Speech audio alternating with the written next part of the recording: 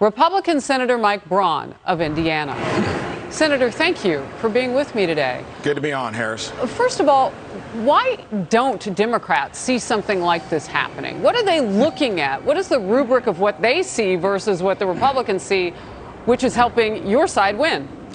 So I describe Democrats as like they're political opportunists, and they do seize the moment, and they always get ahead of their skis. When you look at what was repudiated last night, that's an extreme progressive liberal agenda that's extremely unpopular. And Glenn Youngkin caught on to something that happened about a month ago when Secretary of Education Cardona was in Indiana and couldn't be on record that parents are the most important stakeholders in their own kids' education. Look how that one thing that was said by one of his first lieutenants, and you throw other stuff, Harris, like paying folks illegally crossing the border if there's a separation, $450,000 a pop.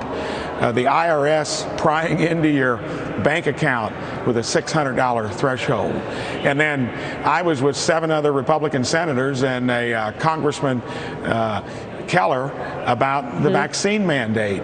That is clearly the thing that, where I come from, Main Street America, ran a small business that was fortunate to turn into a larger one. It's got people more scared about the impact of it when we've navigated through the worst of COVID, and we've been paying billions and billions and trillions to keep employees with their employer and their jobs, and now more worried about than ever when we see the text on this force, either get a jab or lose your job. This is government gone wild, and I don't know when they start pulling it back. It'll hurt them. It showed in the election last night. They got to be shaking in their boots for 2022. Wow. Look, I want to go to something that you're actually leading on, and it's picking up steam. With your leadership, Senator Braun, 40 of your Senate Republican colleagues are now going to seek to strike down President Biden's vaccine mandate. You just mentioned it there. Let's go deeper. This is on private employees. Biden's rule mandates that employees at private businesses with 100 workers or more, that's like everybody, has to get a COVID vaccine.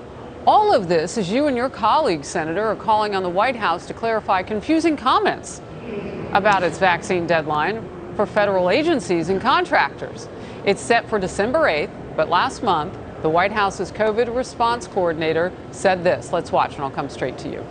If we hit those deadlines, we expect federal agencies and contractors will follow their standard HR processes, and that for any of the probably relatively small percent of employees that are not in compliance, they'll go through education, counseling, accommodations, and then enforcement. We're creating flexibility within the system. We're offering people multiple opportunities to get vaccinated. Senator Braun, make all of that make sense if you can. So they're obviously backpedaling because even before last night's results in Virginia and too close to call in New Jersey, they know this doesn't make sense. And like I said earlier, this is a litany of bad decisions and so forth. So they still have the opportunity, Harris, to not only back off on the federal contractors and their own employees, but they also know the uproar when we see the text on 100 employees or more. Remember, we were paying them up to 500 employees through the CARES Act to stay at their jobs.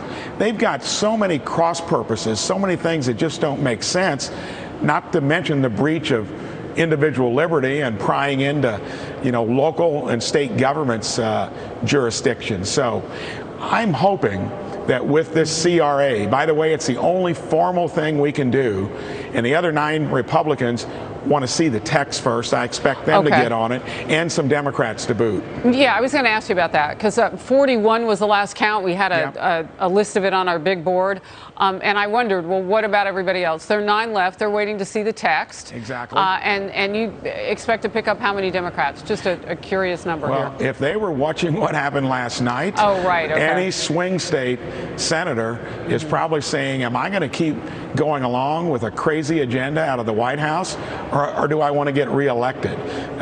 So I'm hoping we get enough of them. All we need are 51 votes. Then Biden either has to sign it or veto it. So it'll put everyone on record, and it'll be the culmination of what happens when you're starting to sell craziness out of the federal government. Wow. And it doesn't seem like it's ending. It keeps getting worse. All right, last one with you, because I know, Senator, you got to go. Top Republican senators demanding a detailed accounting of all the carbon emissions spewed by President Biden and his political appointees while they were traveling to Glasgow, Scotland for that UN climate conference. Remember, they called it an existential threat. But they went there like ballers. Private jets, motorcades, it's like 85 cars. In a letter, the senators note that the president and his staff continue to rely on fossil fuel transportation while at the same time targeting America's energy sector with what they deem harmful policies. Senator Braun. It's the phoniest thing in politics. Do as I say, not as I do.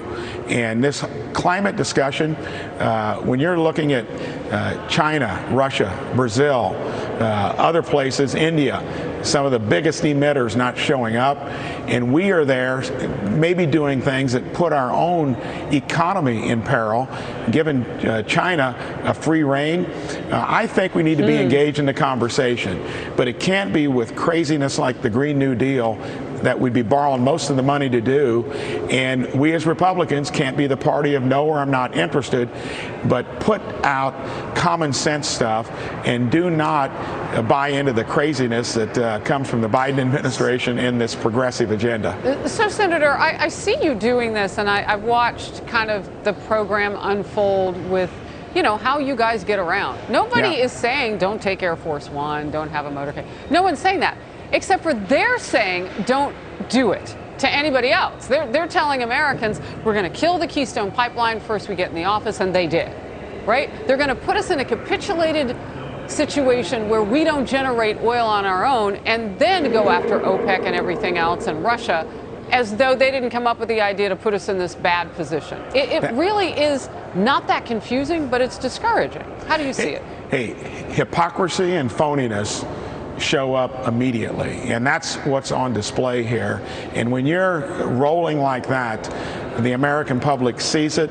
It was in full evidence yesterday in Virginia, and they better have some eyes opened that the American public isn't going to buy this kind of craziness out of the federal government. Senator Mike Braun of the great state of Indiana, good to have you in focus today. Thank you. Thank you, Harris.